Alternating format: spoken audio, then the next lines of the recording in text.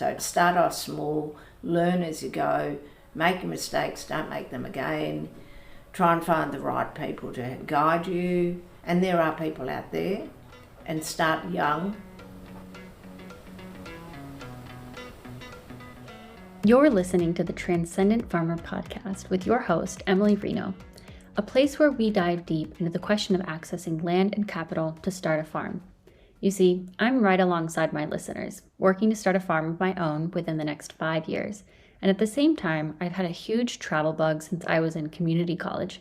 Back in November of 2023, I sold all of my belongings and became a digital nomad, working as a remote consultant in food systems planning with clients mostly in the upper Midwest and the United States. And I took my mic with me as I traveled everywhere from India to Australia to Costa Rica, digging into stories around mental health and well-being, personal growth, holistic business development, and more. You see, my hunch is that while folks are looking at technical solutions to help the next generation access land and capital to start their farm, such as tax incentives and land access databases, the change that we're seeking has a lot more to do with the non-material. And in my own experiences, my life changed when I started doing the inner work to shift my thoughts, and therefore, my reality. That's why in this podcast, we dive deep into topics like manifestation, energy, and spirit. There's no topic that's off the table, and I'm so excited for you to join me in this journey as I continue to travel, follow my curiosity, and explore the parts of farming that are a bit more taboo and tender. I am currently recording from Oklahoma City, where I am spending quality time with my grandpa and his wife. And I must say, I'm definitely reminded of the many years that I spent working at a retirement home, 7.5, if you can believe it, and honestly, how much I miss being around people that operate at a little bit of a slower pace. There is a real beauty in the simplicity of this lifestyle, and also when you reach an age where you just don't give a shit and you let loose. The group fitness classes that I've been taking at the Mustang Community Center remind me of that, and the many hours that I spent at Zumba in Vergas, Minnesota.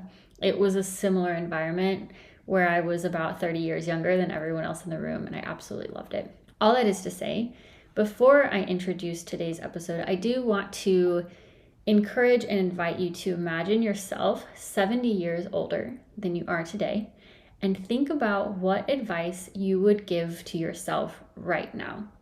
I want you to channel your inner grandpa or grandma energy, the version of you that is much wiser, calmer, and compassionate, and ask yourself or ask them, what advice do they want to give to you? It's an interesting exercise, and I think you'll be surprised by the kinds of responses that come, and pop into your head. So let's get into today's episode with Annemarie of the Warratina Lavender Farm. I think that this is a great listen for anyone who is aspiring to create a highly diversified operation and is starting from something very small. And I wanted to provide you with a little bit of context on the Australian labor force before highlighting some of the points that I think you should pay attention to and just kind of things to listen for in this conversation. The reason is that my interviewee, Annemarie, she talks about some of these things in a part of the conversation. And I know that a lot of my listeners are based in the US. My experience in Australia taught me a lot about how the benefits of employees are different and the requirements nationally are different. So just to give you a sense of what those differences look like, Australia has one of the highest national minimum wages globally at approximately $23.23. That's Australian dollars per hour in 2024. That's about $15 per hour in US dollars. And that's compared to the US federal minimum wage of $7.25 per hour. Again, USD $7.25, right? So that's pretty significant. There's also something called weekend penalty rates. So Australian labor laws require employers to pay higher rates, commonly called penalty rates, for work on weekends, public holidays, or outside normal hours. And these rates can range from 150% to 200% of standard pay. So this, for example, the way that affected us, and that I just noticed it and was a little bit confused when we went into a restaurant, and I think this would have been on maybe New Year's Eve or maybe even New Year's Day that we were out, and you could see that on the menu, it showed that there would be an extra basically fee assessed on public holidays. And almost every restaurant that you would go to would indicate that. And I think that that was really interesting and just, nothing that I had experienced before. Another thing that's kind of interesting is this system called superannuation or retirement contributions. So employers in Australia must contribute 11% of an employee's earnings to a superannuation or retirement fund. And this requirement is unique compared to the US, where contributions to retirement plans like a 401k, for example, are often optional and less standardized. So super interesting stuff. I think that it's cool to have a little bit more context as you listen to this conversation, and hopefully that will help you enjoy it a little bit more and understand what she's talking about when she mentions those things. So what do we want to pay attention to in this conversation? First of all, the importance of getting people to stay on your property and engage in multiple activities while they are there. I think this is a really good strategy, and there's a great quote that's later on in the conversation that talks about this idea, especially when you are engaging with the public, when you have other customers, that you're in a more public-facing operation, that it's a much better fit. I would also like you to pay attention to the incredibly diverse range of fellow business owners who are engaged to host different kinds of events on the property. I think this is one of the most creative things that I've heard in all of the people that I've interviewed for this podcast, and specifically people who are running more like agritourism type operations. So if that's something that you're trying to do, definitely pay attention to that. There's this point that I want to emphasize in terms of being able to adjust to consumer trends with your offerings of products and services, and not getting so narrow set and minded in that it has to look a certain way. If you're able to really listen and pay attention to your customers and what's different, what people are demanding, and being able to create offerings that tailor to that need or desire, you're going to be much better off than somebody who just decides to stick with what they've always done, and they don't necessarily listen to or pay attention to what their customers are desiring. There's also a couple of notes related to finance that I wanted to highlight. Really listen to the way that Annemarie managed her personal finances, even when she had already paid off the property, and also how she was setting aside money to pay for taxes. She also talks about her professional job that was supplementing her income, and the business from the very beginning. And again, when we talk about what is the foundation that you need in order to start your farm, and how can you do so in a way that preserves your mental health and well-being, having that financial stability as a really core base and foundation can be one of the best things for you. And this, I think, is proof and evidence of that, and an example of what is it like to do something on the side. You have something that's solid, sustaining you financially, and then you're able to scale up over time. So with that, I know that you're going to love this interview with Annemarie, and I can't wait to see you on the other side. Welcome back, everyone, to another episode of the Transcendent Farmer Podcast. I find myself a little bit outside of Melbourne today, and I am at Warratina Lavender Farm, which is very exciting. I'm sitting across from a woman who's got her name plastered all over the wall. There's a bunch of awards behind me, and it was just really exciting to walk in and see all of that. So Annemarie has a background in nursing. When her family settled in Wandin, an outer suburb of Melbourne and Victoria, she had the idea of growing lavender to utilize the property, which was a former orchard. She had no agricultural knowledge, but a passion for being creative, productive, and utilizing unused land. She was keen to start immediately, taking the challenge and have a hobby. With no research, she jumped into the deep end. Born in the wake of World War II in Melbourne, Annemarie's early fascination with nursing eventually led her to the operating theater, where she specialized in various surgical procedures. However, her adventurous spirit propelled her beyond the confines of the hospital walls. In the late 1960s and early 1970s, Annemarie embarked on a transformative journey across Europe, working as a theater nurse in London, Germany, and Switzerland. Her thirst for challenge and her determination to succeed marked every step of her path. Returning briefly to Australia in 1974, fate intervened when she met a pilot named Peter Manders, igniting a new passion for flying. Together, they renovated an old house on a property in Wandin, nurturing their family and dreams.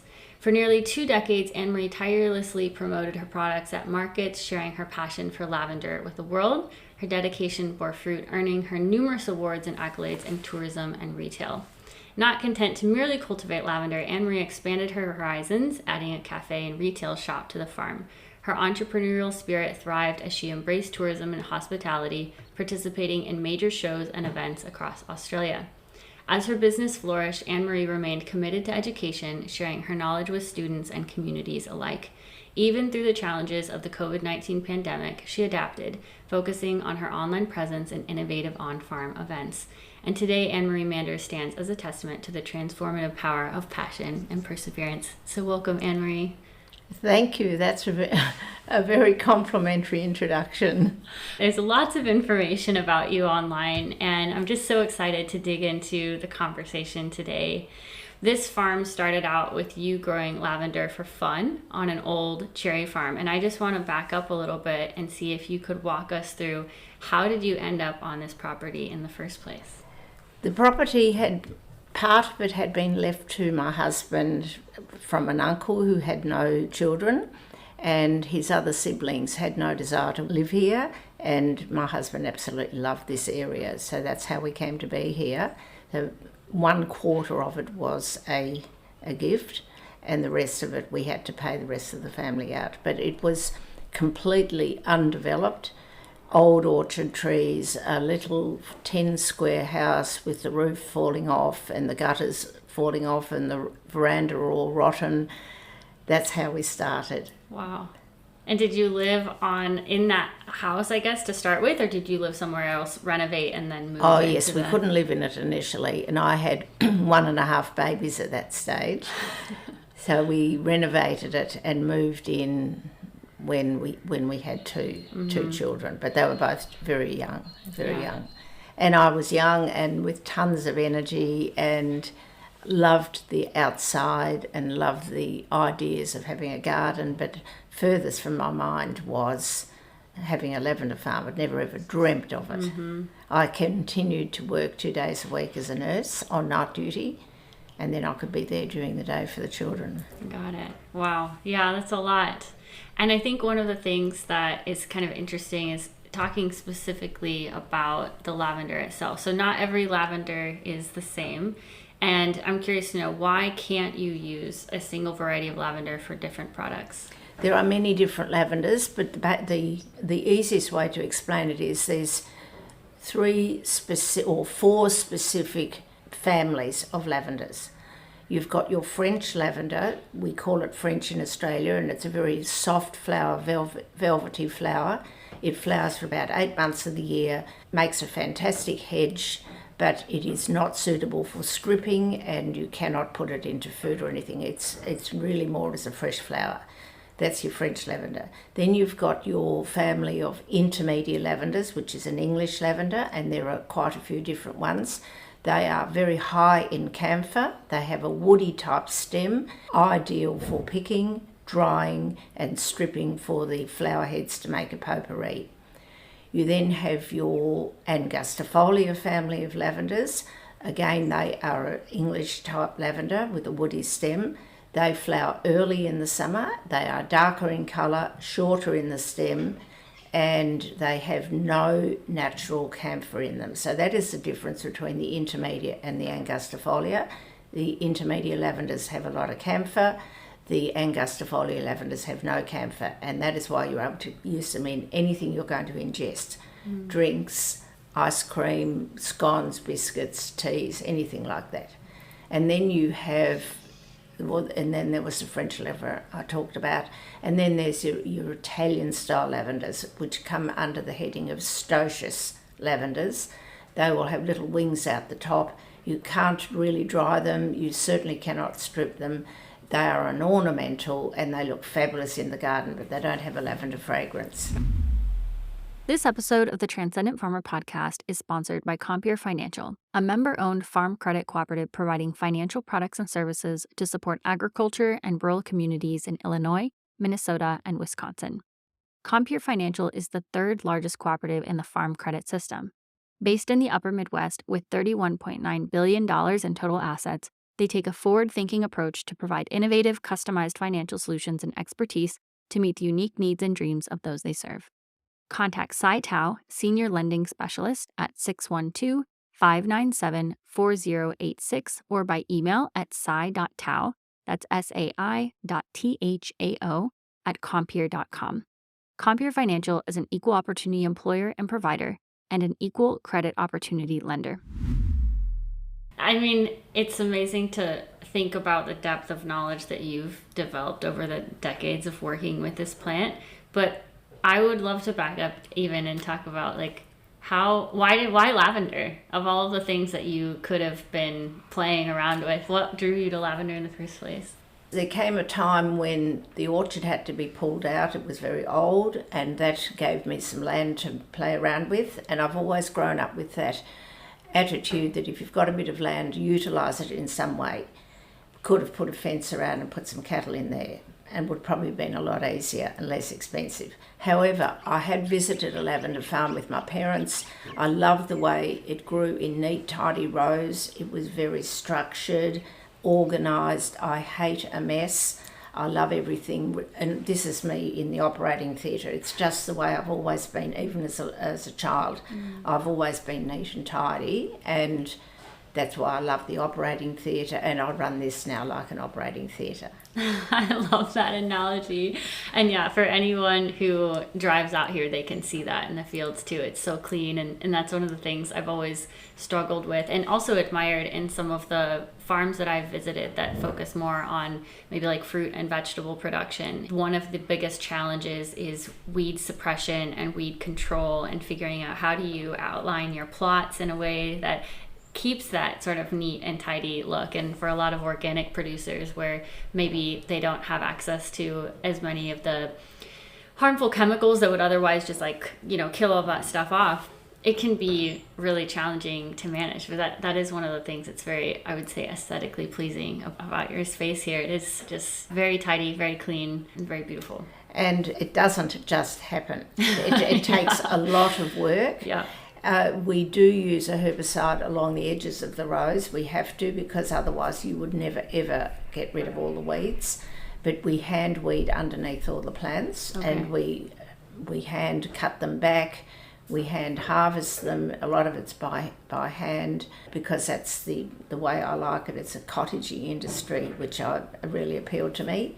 And lavender is an old-fashioned plant. I like the old-fashioned approach. We've got old-fashioned equipment around the farm, which the men particularly love, and little things like that. And I'm a bit old-fashioned as well.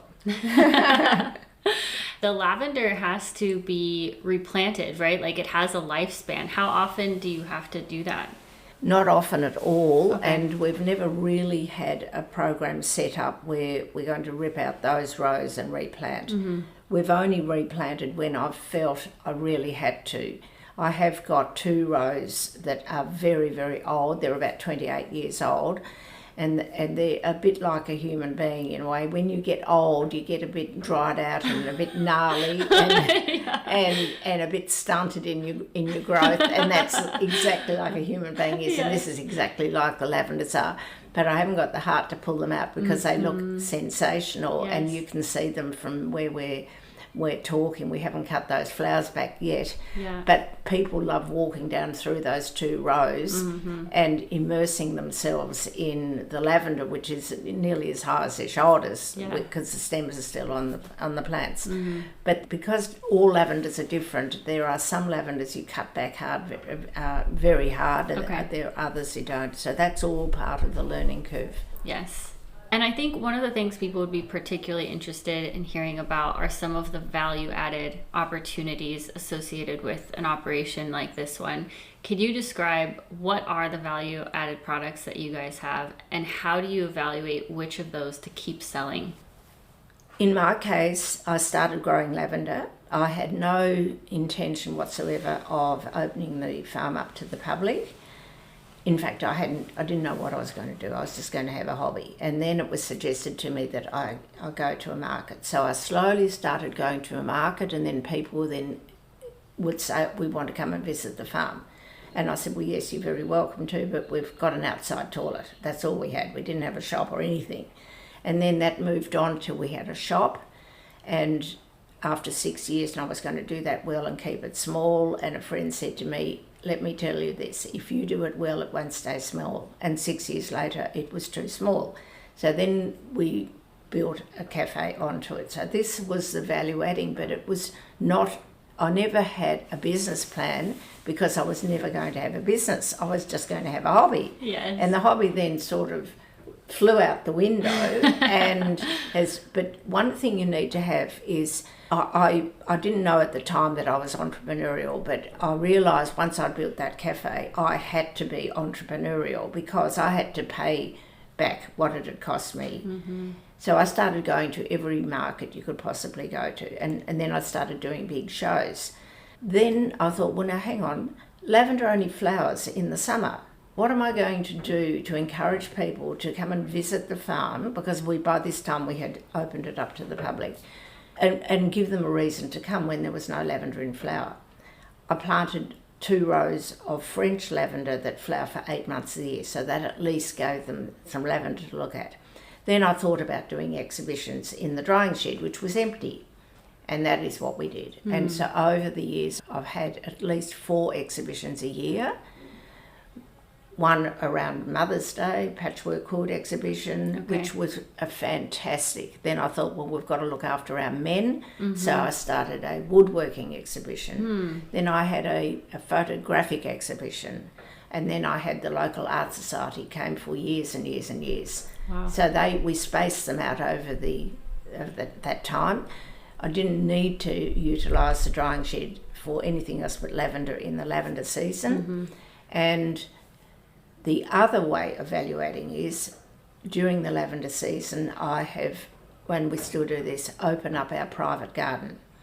So then you charge an entry fee, you give them a talk about what you're doing here, the types of lavender, and you let them go into the drying shed and they get to see the processing, how you strip the lavender. Mm-hmm. Let them do a free self-guided walk through the garden, and then finish off with a little lavender ice cream. And that's all included in the cost, and it's not expensive. I was only charging $15, and it's good value. And then they want to go into the tea room and have a Devonshire scone and a coffee. Yeah. So they are ways of value adding.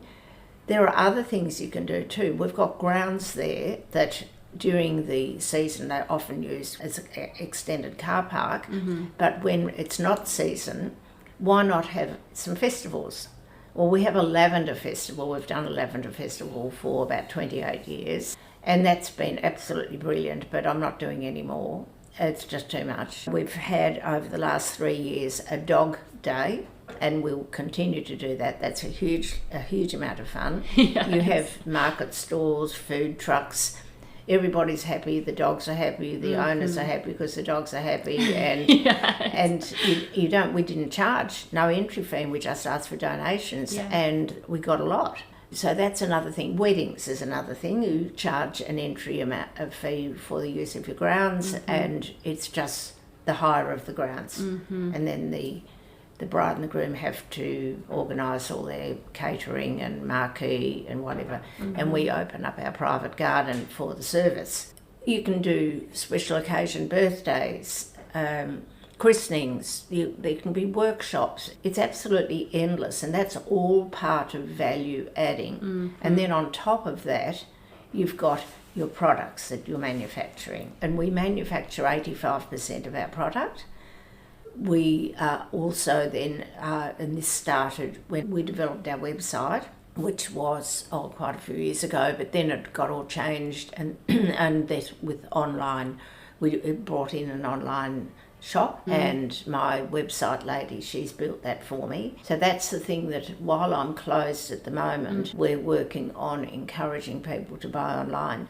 Unfortunately, at the moment, the cash flow is, for the general public, is not good, and lavender is more a bit of a luxury product, so I can't say that the sales are fantastic at the moment. This episode of the Transcendent Farmer Podcast is sponsored by Massage Alchemy Botanicals and Turkey Road Farm Products, based in Castleton, North Dakota, and owned by Shannon Radcliffe Beach. Shannon is an organic farmer, herbalist, massage therapist, and earth mother. Her mission is to promote health and wellness by connecting people with the healing power of plants.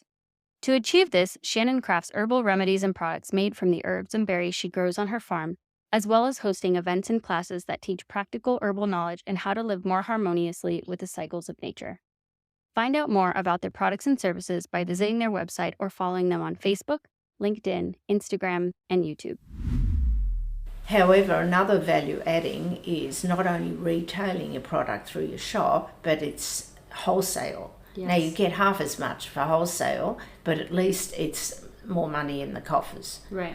And I save a lot of our bunches of lavender, and we dry them and then we tidy them up and pack them away in special boxes to wholesale them through the year to the buyers that I have slowly over the years created a database for. Yeah.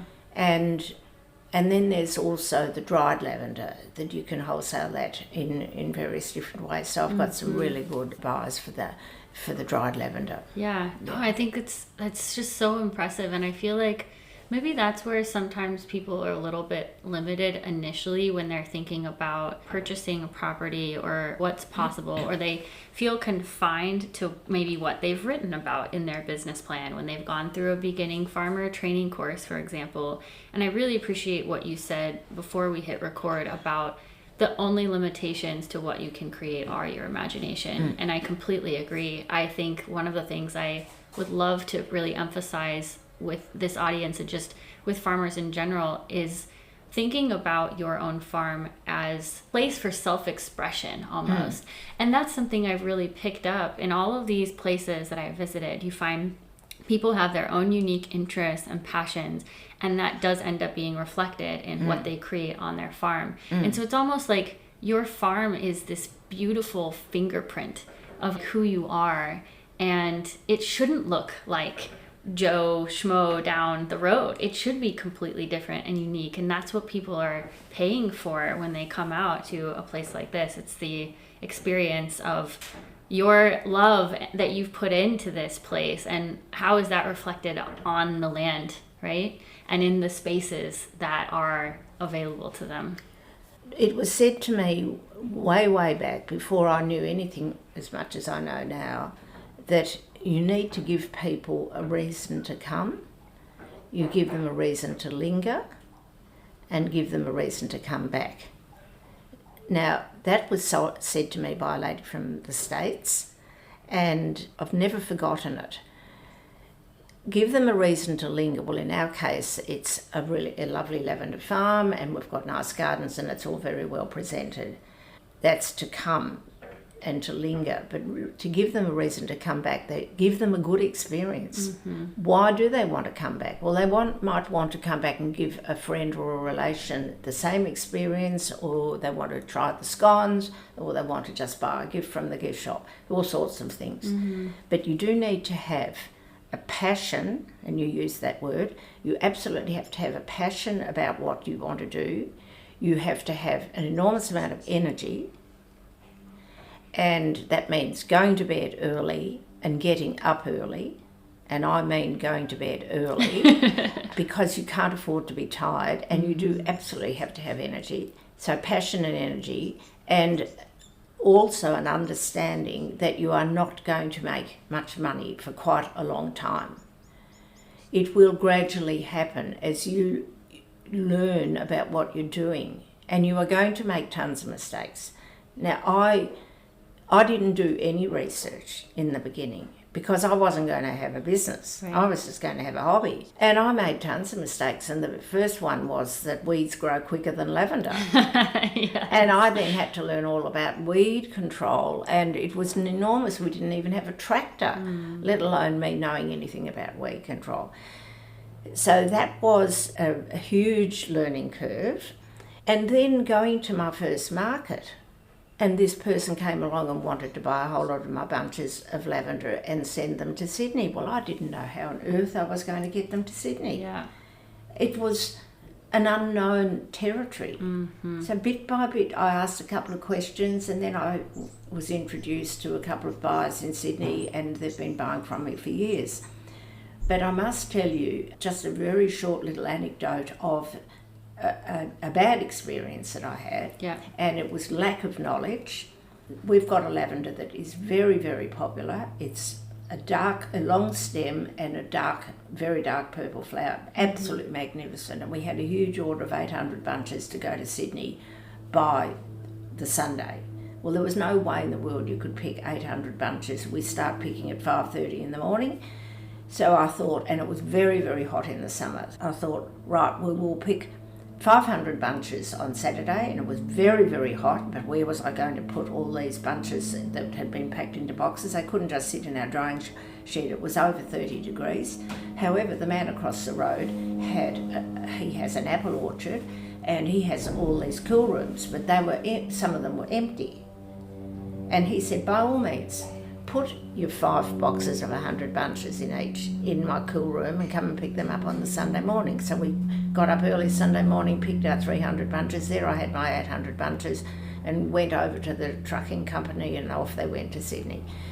And on the Monday morning, when the buyers are opening up their boxes to put on their display, I get my first phone call at 6:10 in the morning. Annemarie, what has happened to the lavender? I said, what do you mean? He said, oh, it's absolutely dreadful. It's falling off the stems. It's all gone brown. I said, what? I couldn't believe it. I'll send you a photo. Well, I looked at it. I couldn't believe it. And then I had another phone call 10 minutes later from another buyer. What had gone wrong? I had no idea. But the 300 bunches that we'd picked on the Sunday morning were perfect. Yes. It was the 500 bunches that had gone into the cool room over there. His cool rooms were at the right temperature. The problem was they had apples in them, and apples have ethylene, and the ethylene is like a banana. It over-ripened the lavender within hours. Like within 5 hours they were probably 3/4 ruined, and they were there for 12. So that was money down the drain at quite a few $1,000s, which I couldn't afford to lose, but I had to. You paid the pickers, you paid for the transport, you paid for the boxes, there's the time, everything. That's just one lesson, and there's lessons all the way along. The whole process, you just have to cope with the lesson and learn from it, and work out, well, what can I do better, and not let that happen again. I imagine you've had to make a lot of decisions as it relates to labor on the farm. Yes. And one of the things that this audience is particularly interested in, we talk a lot about technology and the, I guess, best use of technology on your farm to be able to protect your physical health in the long term. And one of the things that I find really interesting, and you mentioned this earlier, is that you still do a lot of the harvesting of the lavender by hand. And I'm curious, what led to making that decision of continuing to do that? Or is it just a matter of the logistics of getting stuff into the field, that it doesn't allow you to cut that fast? Or is it something else? Is just personal preference? Well, basically, we thought in the very beginning I knew it no other way, and I had no equipment, and people want a bunch. So if you're going to pick with a machine, you can't pick that a nice bunch with a machine. So you had to pick it by hand. And a sickle is a really good way to do that. You certainly would get nowhere with secateurs. You'd be there forever. So a sickle, you can do that really quite quickly. And then you can make a really nice bunch, and if it's a good picker, then you almost don't need to do anything else with that bunch other than hang it up to dry, or it's ready as it is to sell as a fresh bunch. That is the main thing. As far as stripping the lavender, we also do that by hand, and a lot of people who, like civil engineers would come along, or an engineering person come along and say, oh, there'd be a much quicker way of doing that. You could have a shaker table or just shake it all like that. And I said, yes, well, you could. But I like the hands-on, and we do it through a machine where you have a bunch in each hand. The roller brush rubs the lavender off and it falls into a bin, and it's got stick and leaf in it. So then you pour that through a series of 3 sieves, and that collects the stick and the leaf, and you've then got nice clean lavender. And then you invite the people that are standing around listening to your presentation. Put your hands in the lavender, feel it, rub it between your hands, and you've often got a whole lot of little children, and it's absolutely gorgeous, and it's a wow factor. Yes. It's an absolute wow factor. There's not much of a wow factor about a great big huge billiard table with a shaker on it. Whereas this, they can actually physically put their hands in. So I've stuck with that because it's cottagey, and I'm old-fashioned, and I like to just hang on to that side of it. And now, a word from your host, Emily. I just wanted to interrupt this episode to let you know that I created this podcast because I realized that working as a food systems consultant, I practically live and breathe food systems and land access in particular. So if you are struggling with 1, gaining clarity around your pathway in that field, 2, accessing the resources that you need to start your operation, or 3, are curious about how you can bring more intention and strategy to your work in the food systems field, and you feel like there's more to life than just showing up for your job and clocking out at the end of the day, then I know that this podcast is going to be a great resource for you. I also love working one-on-one with people and helping them through their challenges. When you're ready to get feedback from someone else who's been there or need a thought partner about an idea that you're considering, you can put a time on my calendar to pick my brain for a small fee. Basically what you'd spend on coffee in a couple of weeks, depending on how much you drink, of course.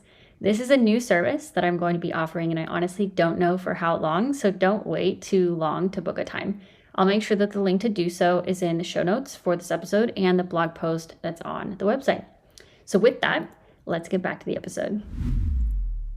Absolutely. And I've been to a number of places where they try to make it a very engaging, interactive experience. Like, for example, chocolate farms in Costa Rica, where they'll have you take almost a mortar and pestle, but just gigantic, where you're like beating up these unripe cocoa beans throughout the fermentation phase so that you can get the experience of what would this be like, in another place. And I think that's really important for anyone who's trying to start an operation, especially that caters towards families and children. Yes. It's like, give them something tactile, yes, definitely. Something to get their hands on, and that can make it just a more interesting experience. Absolutely, and it's that tactile bit that we've just been talking about is really important. Yes. Obviously, this operation has grown and developed over the years, and a lot of people who are listening are just starting out, and I'd love to hear more about how did you finance the different elements of what is here on the property? That's a little bit of a hard question. Being a woman, I wanted to be fiercely independent, and so I didn't ever ask my husband for any support. I had a little bit of money myself, but not a lot, because I'd just finished, I'd been made redundant. Well, not redundant, but I'd been on a nursing bank, and they didn't need me any longer. And I thought, well, this is something that I can do. And I started off with a very small amount of money. And again, I was young and lots of energy. And that's the thing. Bit by bit, I think he might have helped me initially, and I paid him back. Definitely. I made sure I paid him back.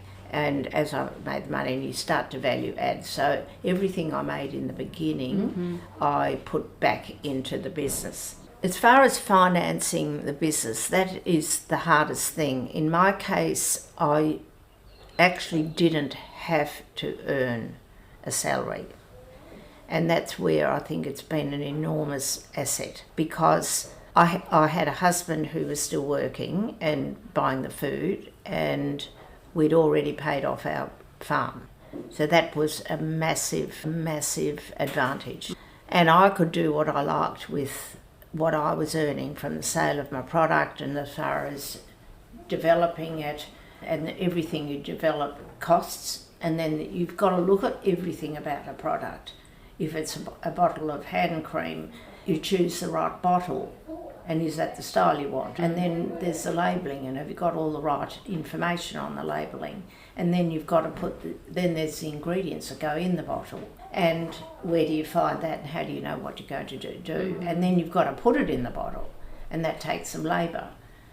And then you have it ready, and then that's the cost. And then I had to learn about costing the product. I had no idea at all. I was like Liza Doolittle trying to sell her flowers. How much will you give me for it? Yeah. I mean, it was pathetic how little I knew.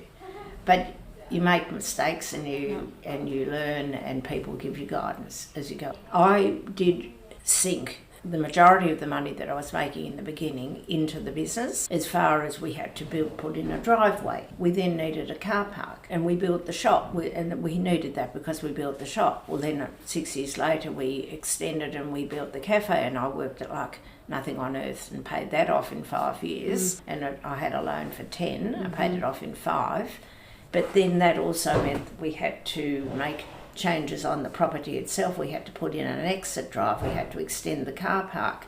And then when we did start to do that and we cleared area down in the middle of the property for the exit drive, it had originally been a forest, and in developing the exit drive, it exposed all this dead timber, ivy, blackberries, you name it, that looked nothing short of ugly. And so then I multiplied the original quote by 4, and it was thousands of dollars. But I was still doing some nursing, so that was propping it up. But bit by bit, you then started to make some money. And you put away, my strongest recommendation is that when you do start to make some money, don't just put it in one bank account.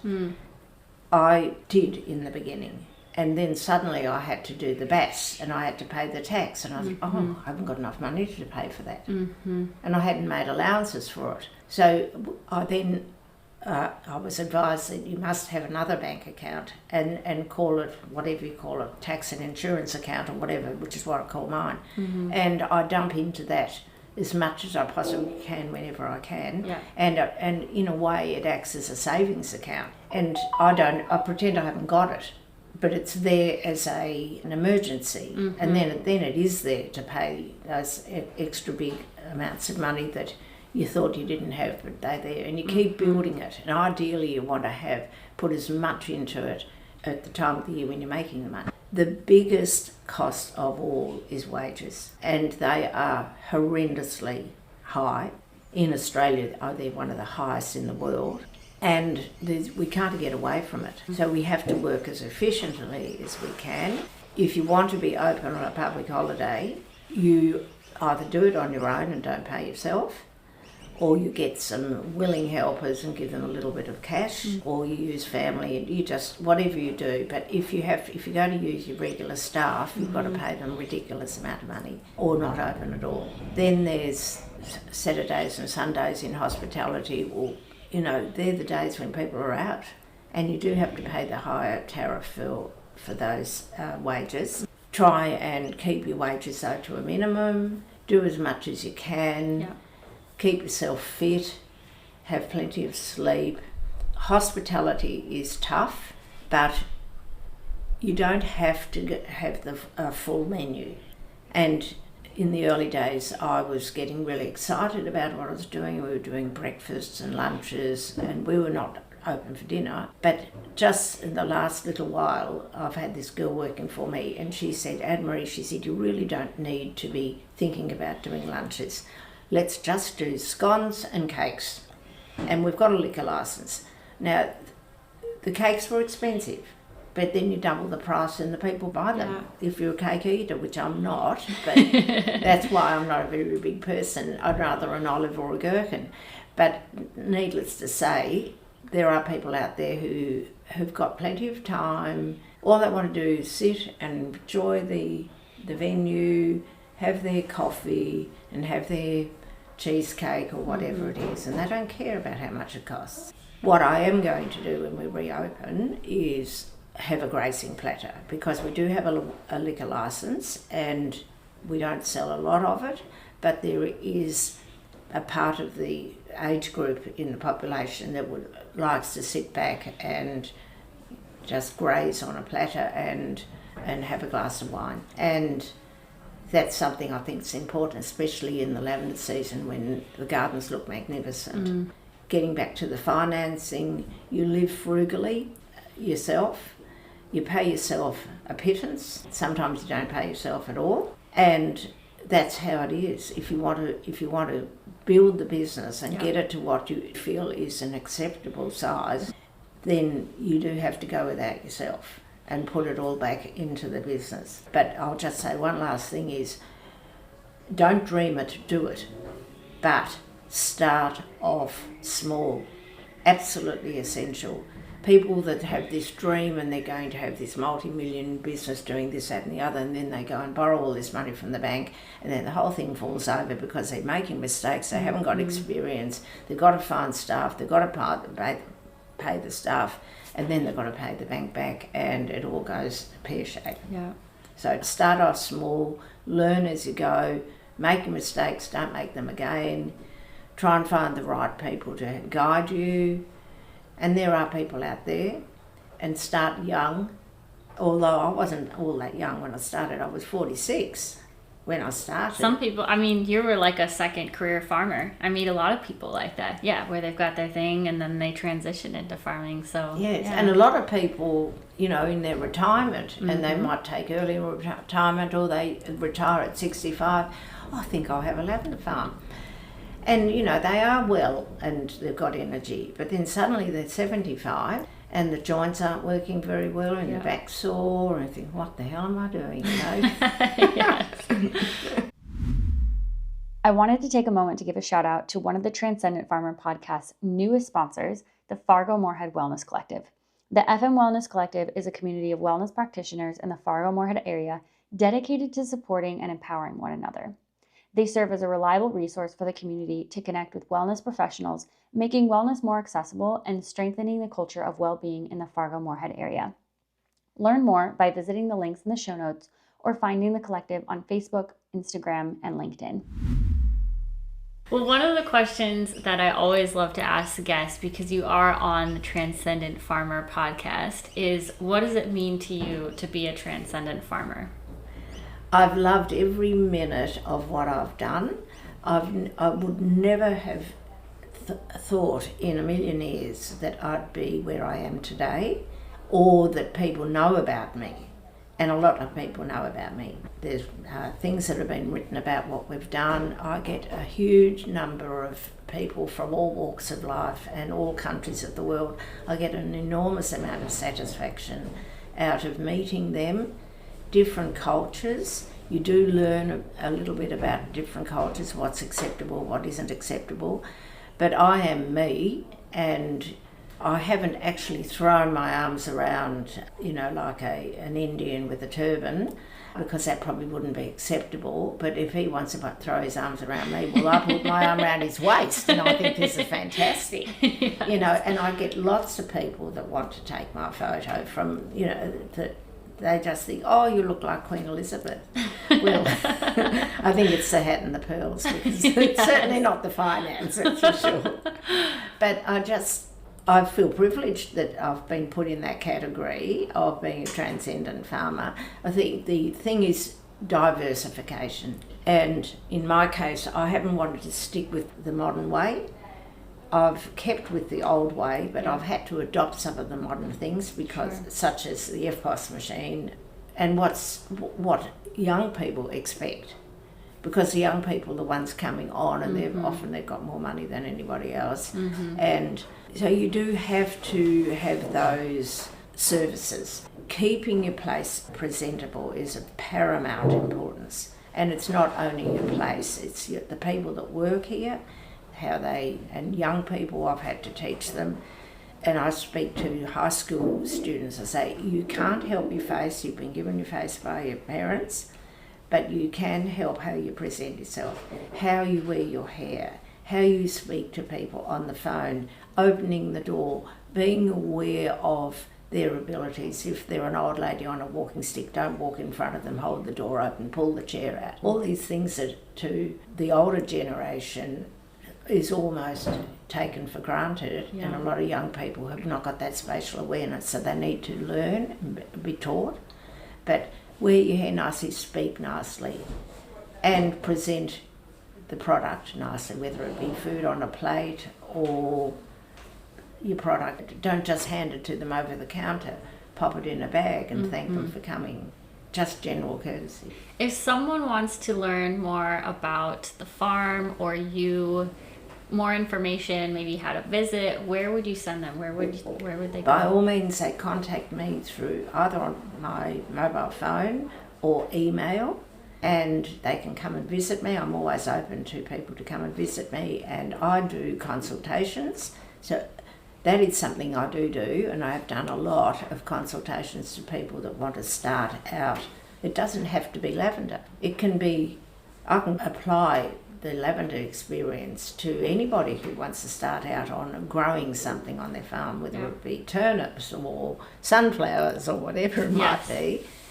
It's pretty common information to apply to whatever you want to do, but we are talking farms. Absolutely. We're not talking sitting in an office. And then they have to ask themselves, am I prepared to be open to the public? Or do I want my own privacy and just do wholesale? These are the sorts of things they have to be able to accept one way or the other. My husband wasn't particularly keen. He's very private, but he likes the fact that I'm making some money. So that's he has to put up with it. Yeah. And he's prepared to put up with it for that reason. Yes. Well, that's great. And for any listeners that are in Australia, definitely come out and visit on a weekend or whenever they're open. It's a beautiful spot. And I just want to say thank you for your time. This has been such a wonderful conversation. And I know people who are listening will feel the same way. Thank you, Emily. It's been a joy to be able to speak to you too and share some of my experience. Yes. If you love this conversation as much as we did, feel free to share the love by passing it along to a friend or fellow farmer, and be sure to subscribe so that you don't miss another episode. Until next time, friends.